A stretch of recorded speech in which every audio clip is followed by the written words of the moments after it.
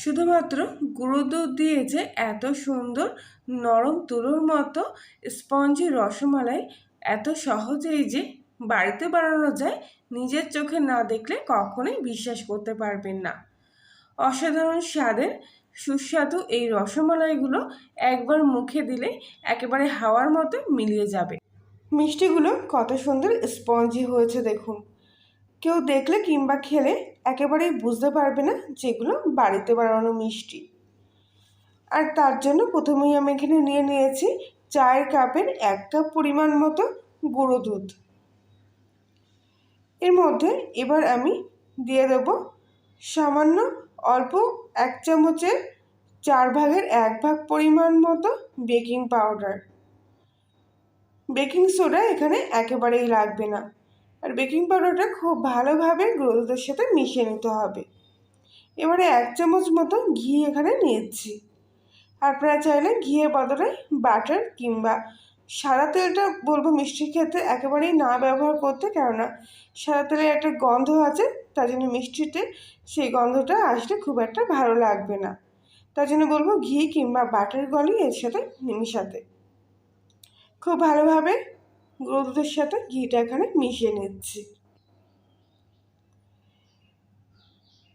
এরকম পুরো ঝরঝরে হয়ে যাবে ঘিটা মেশানোর পরে, আর গুঁড়ো দুধের কালারটাও একটু অন্যরকম চেঞ্জ হয়ে আসবে। এবার এখানে আগে থেকে একটা পাত্রের মধ্যে ডিম ফাটিয়ে রেখেছিলাম।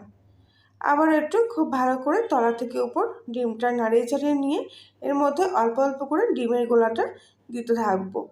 প্রথমে 4 থেকে 5 চামচ মতো দিয়ে দিলাম। আর এবারে চামচের সাহায্যে ডিমের গোলার সাথে গুঁড়ো দুধটা খুব ভালোভাবে মিশিয়ে নিচ্ছি। হাত দিয়ে মেশাচ্ছি না, কেননা তাহলে হাতেই প্রায় অর্ধেকটা লেগে যায়। তাই এটা চামচ দিয়ে খুব ভালোভাবে ডিমের গোলার সাথে গুঁড়ো দুধটা এখানে মিশিয়ে নিচ্ছি। একেবারে শক্ত করে মাখবেন না, মোটামুটি একটা ঘন ব্যাটার এখানে তৈরি করতে হবে। আর খুব ভালো করে মেশাতে হবে যেন গুঁড়ো দুধটা দানা ভাব না থাকে, একেবারে যেন ডিমের গোলার সাথে খুব ভালোভাবে মিশে যায়। এই কাজটা অনেকক্ষণ সময় ধরে করতে হবে, নইলে মিষ্টিগুলো একেবারেই ভালো হবে না। কিছুক্ষণ ভালোভাবে মেশানোর পর দেখুন কত সুন্দর এরকম ক্রিমের মতো ব্যাটারটা তৈরি হবে। 1 কাপ গুঁড়ো দুধে আমার সম্পূর্ণ ডিমের গোলাটার প্রয়োজন হয়নি, সামান্য অল্প একটু ডিমের গোলা রয়ে গেছে। আর মিশাতে মিশাতে দেখুন মিশ্রণটা কত সুন্দর একটা কালার চলে এসছে। গুঁড়ো দুধের দানাগুলো কিন্তু একদমই এর সঙ্গে ভেসে উঠছে না, পুরো একদম ডিমের গোলার সাথে মিশে গেছে। আশা করছি আপনারা বুঝতে পেরেছেন যে কিভাবে মেশাতে হবে আর ব্যাটারের ঘনত্বটা ঠিক কীরকম হবে। তবু আমি একবার এখানে নিয়ে দেখাচ্ছি, চামচ করে তুলে দেখুন কত সুন্দর এরকম একটা ব্যাটার তৈরি করে নিয়েছি।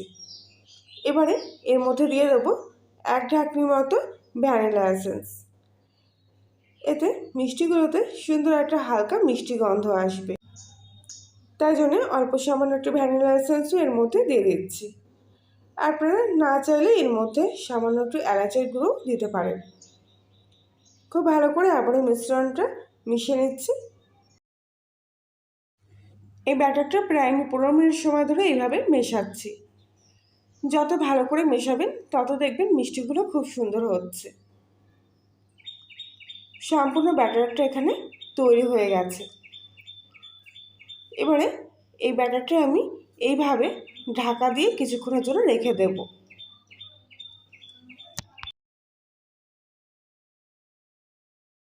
মোটামুটি 20 মিনিট ঢাকা দিয়ে এইভাবে রেস্টে রাখার পর ঢাকনাটা খুললাম। আর দেখুন ব্যাটারটা কি সুন্দর শুকিয়ে গেছে, ওপর থেকে আঙুল দিলেও আঙুলে কিন্তু লেগে আসছে না।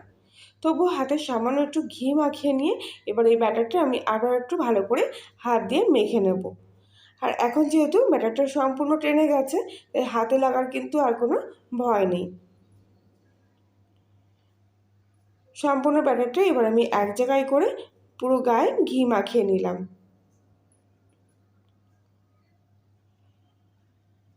এবারে এই ব্যাটার থেকে অল্প একটু সামান্য অংশ নিয়ে হাতের মুঠোর মধ্যে নিয়ে ছোটো ছোটো বল করে নিয়ে এই বলটাকে আবার লম্বা শেপের করে নিচ্ছি। এখানে আমি মিষ্টিগুলো লম্বা মতো করে বানাচ্ছি। আপনারা চাইলে গোল, ডিম্বাকার কিংবা চ্যাপ্টা আপনাদের পছন্দ মতো যে কোনো শেপের বানাতে পারেন। আর কত সুন্দর দেখুন, এখানে মিষ্টিগুলো খুব সহজেই তৈরি হয়ে যাচ্ছে। যেহেতু ব্যাটারটা খুবই নরম আর সফট, তাই মিষ্টিগুলো বানাতে একদমই কোনো অসুবিধা হবে না। খুব একটা বেশি চাপাচাপিও করতে হবে না।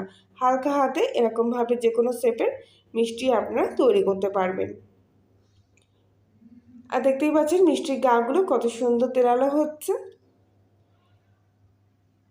প্রত্যেকটা মিষ্টি আমি এখানে একইভাবে তৈরি করে নিয়েছি। এবারে কড়াইতে কিছুটা লিকুইড দুধ গরম করতে বসিয়ে দিয়েছি।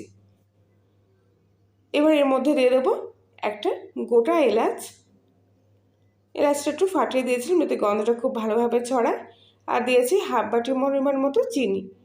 খুব ভালোভাবে চিনিটা দুধের সাথে মিশিয়ে নেব। দুধটা প্রথম পর্যায়ে যখন ফুটতে শুরু করবে তখনই তার মধ্যে এবার এক এক করে মিষ্টিগুলো দিতে থাকবো। দুধটা একদমই শুকিয়ে ঘন করে আনার প্রয়োজন নেই। প্রথম যে ফুটটা উঠবে সঙ্গে সঙ্গে মিষ্টিগুলো এক এক করে এর মধ্যে দিয়ে দেবেন। সবকটা মিষ্টি দুধের মধ্যে দেওয়া হয়ে গেছে। এবার হালকা হাতে একটু নাড়াচাড়া করে মিষ্টিগুলো দুধের মধ্যে ডুবিয়ে দিলাম। একটা ঢাকনা দিয়ে ঢেকে দেবো এবার আমি মিষ্টিগুলো। গ্যাসের ফ্লেমটা এই সময় লো টু মিডিয়াম আঁচে রাখবো।